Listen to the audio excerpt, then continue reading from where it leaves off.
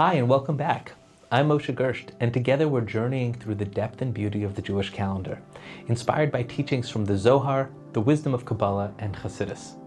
In this video, we're diving deep into the spiritual significance and practical wisdom behind the Aseret Yemei Tshuva, the 10 days of return that culminate in Yom Kippur. You know, there's something incredibly powerful and exciting about change. We feel it, we crave it, and yet at the same time, change can be unsettling. It pushes us into unfamiliar territory, into a vulnerable space between who we were yesterday and who we're becoming tomorrow. That's exactly where we find ourselves after Rosh Hashanah in these remarkable 10 days known as the 10 days of Tshuva. It's kind of a spiritual bridge, as in a between space, a liminal space, where you no longer are who you were, but you're not yet who you're becoming. You're right in the middle of this profound process of redefining yourself from the inside out. There's something incredibly unique about the 10 days of Tshuva. It's a special energy of the year that you don't find at any other time.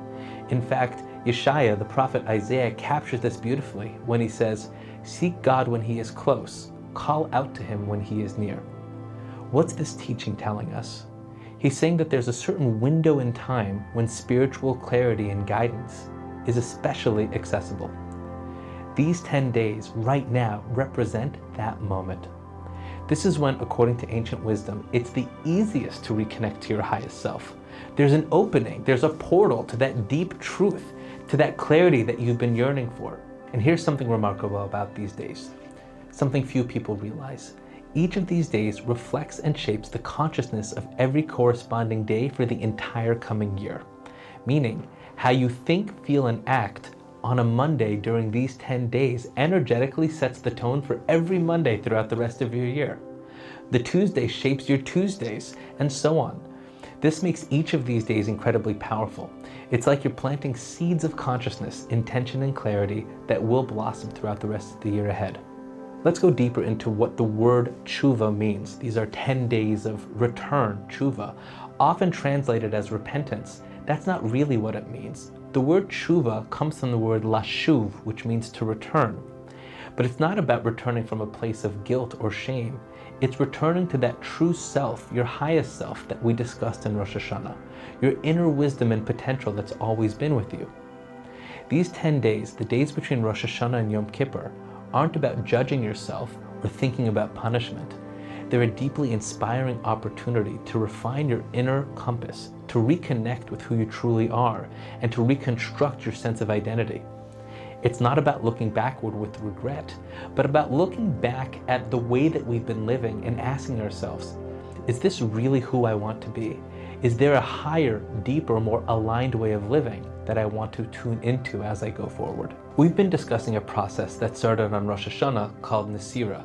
Again, separation, or a gentle cutting away of old identities, beliefs, and patterns. So let's explain that a little further. According to Kabbalah, inside of us, there's two aspects that exist within us. The feminine, called nukva, which is the receptive, perceptive part of our being. And that's our internal vessel and our capacity to hold new insight, wisdom, and consciousness. And here's the important part, that before we can fully embody new insights or a new identity, we have to first clear out and make space from the old attachments that we've had. As we've mentioned, this is like a spiritual surgery, gently letting go of old beliefs, fears, and limiting stories that no longer resonate with who we truly want to be. So imagine clearing out a room filled with clutter so that fresh air and new energy can enter. That's what these 10 days are about. You're reconstructing your inner self, creating space on the inside for a healthier, clearer, and stronger identity aligned with your deepest truths and your highest aspirations.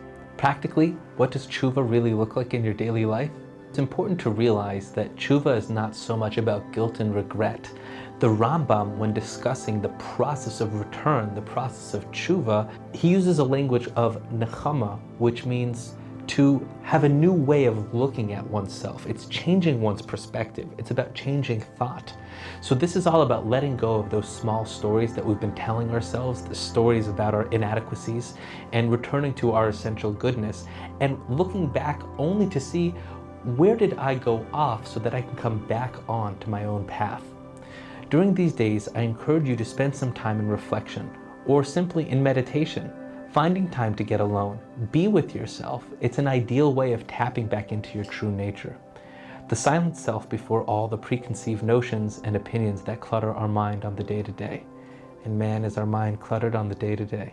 Another great practice during the 10 days of tshuva is to step in and find ways to give and to share. That might be with your wallet or with your time. The energy is reciprocal, and so the way that we flow out is the energy that we're drawing into our new year. Here's another important thing to know. Rosh Hashanah is described as the day that the book of life is opened, but what's amazing is the book of life doesn't close on Rosh Hashanah. It stays open through the whole 10 days, and this is the book that symbolizes rewriting our story. It remains open all the way through Yom Kippur. This isn't to cause fear, but rather an invitation. It's all about an opportunity.